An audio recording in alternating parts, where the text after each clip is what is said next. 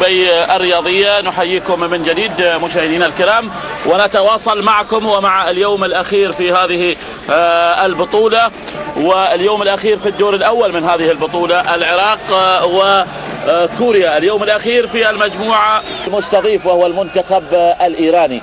عموما في البداية لابد من التفكير إلى الوصول إلى الدور قبل النهائي من هذه البطولة والتأهل إلى كأس العالم. تسديدة ويبعدها الحارس، وأول لعبة خطرة بالفعل، كرة جميلة تسدد من اللاعب تايوك ويبعدها أحمد علي. برافو أحمد علي، يبعد الكرة في الوقت المناسب.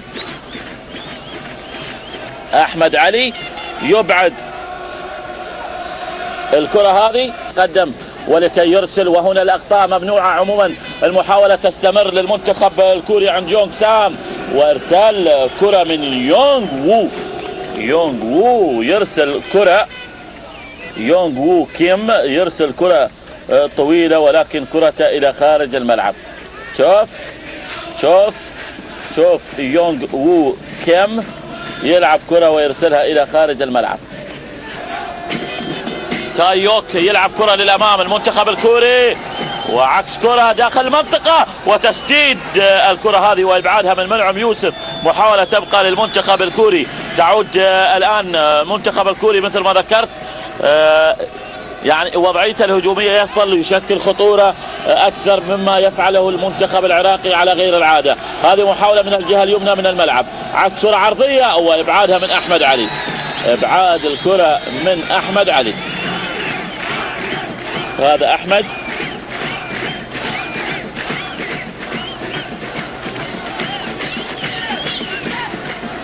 شوف الكرة اللي لعبها جون كوك وأبعدها أحمد علي في الوقت المناسب. مهند ناصر هو من سيلعب الكرة، تسديد من بعيد ولكن الكرة تذهب إلى الخارج. هيئت من محمد ناصر إلى منعم يوسف، منعم سدد الكرة إلى خارج الملعب. هذا هو منعم يوسف إبراهيم، هو من سدد الكرة، وكرة تذهب إلى خارج الملعب. شوف منعم يوسف. باسم عبد الحسن المنتخب العراقي، محاولة يا سلام، هي الأكثر في المباراة. تسديدة جميلة من عمار أحمد، وكرة تذهب إلى الخارج.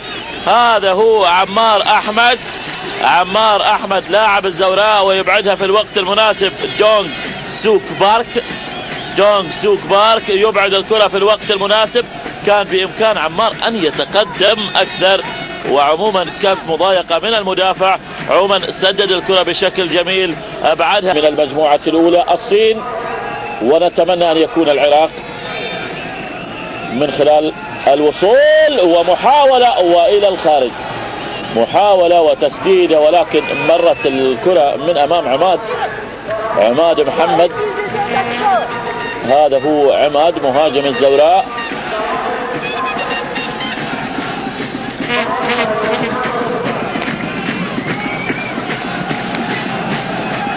جونغ سوك يلعب كرة طويلة، تشوف الكرة ضربة الأرض وتذهب. راح يقابل إيران في المباراة أو في الدور قبل النهائي من هذه البطولة. تسديدة وتسديدة إلى خارج الملعب، والتسديدة من عماد محمد. ولو استمرت النتيجة على هذا المنوال، الصين سوف تقابل اليابان. شوف عماد وسدد كرة، وعماد كرة إلى خارج، تهيأ إلى جون كون وتمر وإلى خارج الملعب. شوف الفرصة الجميلة للمنتخب الكوري الجنوبي، وتضيع هذه الكرة اللي يتفاعل معاها المدرب شو يونغ جين. شوف اللاعب اللي دخل في الشوط الثاني كيم يونغ تشي، وشوف اللعبة الجميلة اللي هياها جون كون، مرت من الجميع وتضيع إلى خارج الملعب. وشوف تعود إلى اللاعب جون كون،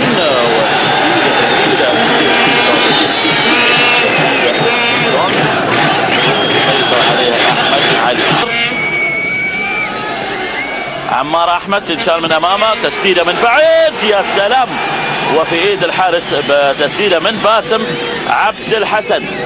باسم عبد الحسن يسدد كرة الصد البشري العراقي.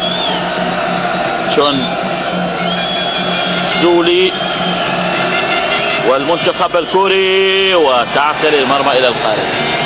هذا هو شان سولي يلعب كرة والى الخارج. شان سولي يلعب كرة وكرة الى خارج الملعب. الى عماد بامكانه ان يتقدم اكثر عماد وياخذ المدافع، ولكن سدد الكرة عماد والكرة تضيع. نصف ساعة في التغيير الاخير في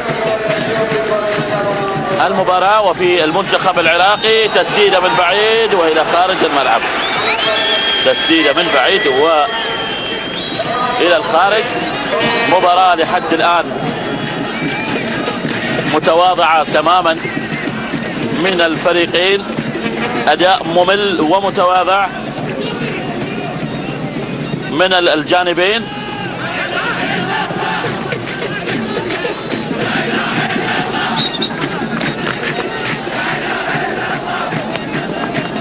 شوف التسديدة اللي تذهب الى خارج الملعب.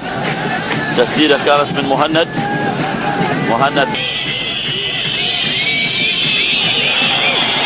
هذه انطلاقة للاعب الصيني اللي واضح في الصورة وهو جي جن، وكرة خطرة وينقذها احمد علي.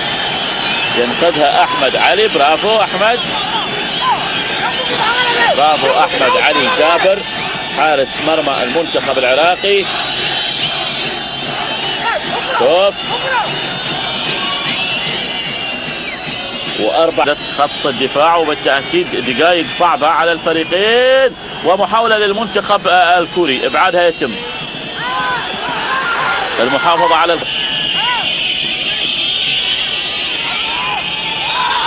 جون كون. وحكم المباراة محمد كوسة يعلن عن تأهل المنتخب العراقي. ألف مبروك للمنتخب العراقي هذا التأهل إلى الدور قبل النهائي. هذه الفرحة العراقية الجميلة بالفعل. المنتخب العراقي إذن إلى الدور قبل النهائي من هذه البطولة. شوف الوفاء وشوف التحية للجمهور العراقي اللي وقف مع فريقه. المنتخب العراقي هو الفريق الرابع إذن اللي يذهب إلى الأرجنتين.